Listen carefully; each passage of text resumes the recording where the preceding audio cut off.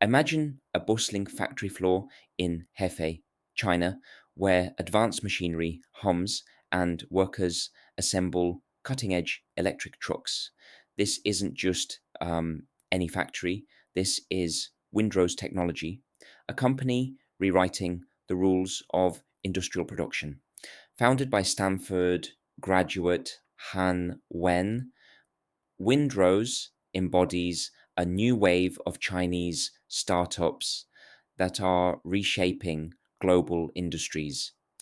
Every component of their heavy duty electric trucks is designed and sourced locally, a testament to the success of Beijing's ambitious Made in China 2025 initiative.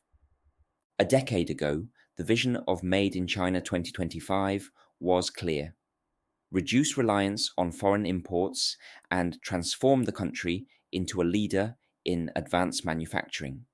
Fast forward to today, and the results are staggering. China now dominates industries like electric vehicles and solar energy systems. Companies like BYD export EVs worldwide, challenging giants like Tesla, while Chinese made solar panels meet over 80% of global demand. The transformation has positioned China as a technological powerhouse, but this remarkable progress comes with a hefty price tag. Beijing has poured trillions of yuan into subsidies and financial support to spur this industrial revolution.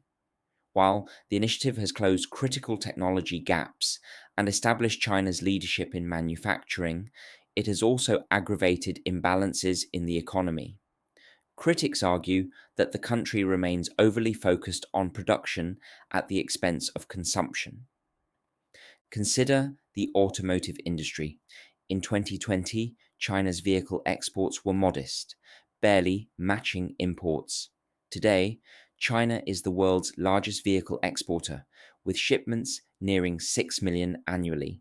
Windrose, a rising star, exemplifies this shift, delivering its trucks domestically and abroad.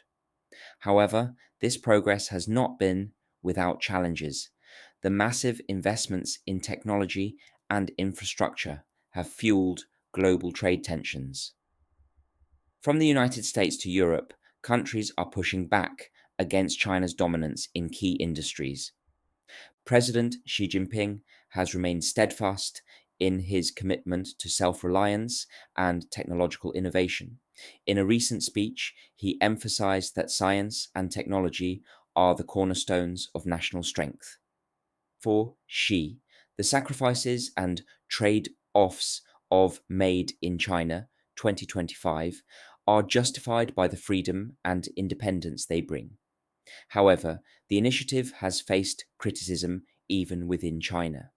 Some economists argue that the trillions spent could have been better used to build a stronger social safety net, encouraging citizens to save less and spend more. The semiconductor industry illustrates both the potential and pitfalls of China's strategy. Policymakers initially set ambitious targets for domestic chip production but have struggled to meet them. Billions have been spent, but some investments, like the failed Hongshin semiconductor project, ended in financial disaster. Despite setbacks, Beijing remains undeterred, ramping up efforts to close the technology gap as the US imposes stricter measures to limit China's access to advanced tech. Other sectors tell a mixed story.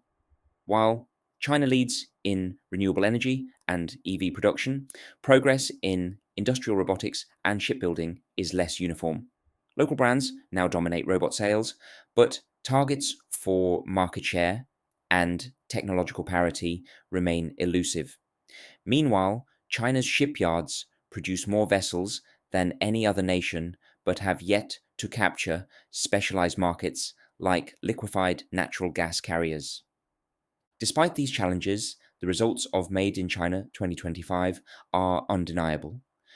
China's share of global manufacturing output has surged, and its spending on research and development now rivals that of developed nations.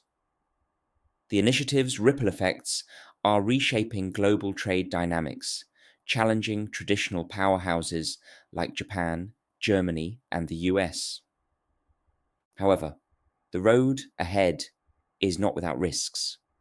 Studies suggest that the massive investments in innovation have not consistently translated into higher productivity or profitability.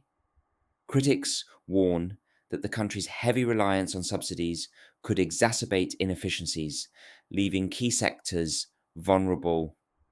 The clock is ticking as China faces demographic challenges, with tens of millions of workers set to retire in the coming decades. As global trade tensions escalate, Beijing's commitment to self reliance grows stronger. Every restriction imposed by the US seems to deepen China's resolve, whether through advanced manufacturing, renewable energy, or artificial intelligence. The country is determined to build a future where it leads, not follows.